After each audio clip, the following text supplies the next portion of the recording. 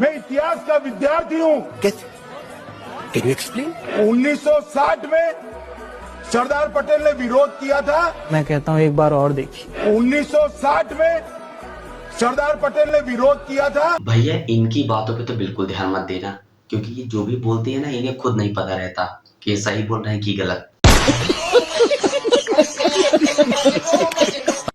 मैं आपको बताता हूँ सरदार पटेल के बारे में। तो सरदार पटेल का जन्म 31 अक्टूबर 1875 को गुजरात के नाडियाद में हुआ। इनके पिताजी का नाम झवेर भाई पटेल और माता का नाम लाडबाई था। इन्होंने इंग्लैंड से बैरिस्टर की डिग्री प्राप्त की। भारत के स्वतंत्रता सेनानियों में इनकी महत्वपूर्ण भूमिका है और इनके इस श्रेय को कभी भी भारत देश भूल नहीं पाएगा। इन्होंने खेड़ा सत्याग्रह किया जो कि 1918 में सफल रहा और 1928 में बारदोरी सत्याग्रह किया। इसी के बाद इन्हें सरदार की उपाधि प्रदान की गई। ये भारत के पहले उप प्रधानमंत्री और भारत के पहले गृह मंत्री भी रह चुके हैं। उस समय अंतरिम सरकार चल रही थी।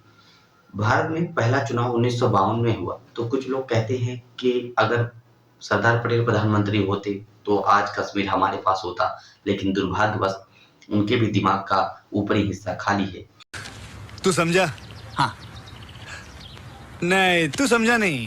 क्योंकि इनका निधन 15 दिसंबर 1950 को हो गया था।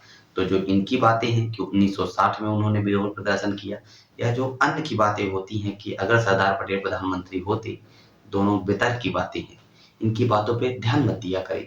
मेरी बातें ध्यान से सुने और मेरी बातों पे अमल करें। मैं जो बोलता हूँ संभवतः रहता है वो सारी बातें फैक्ट्स होती हैं।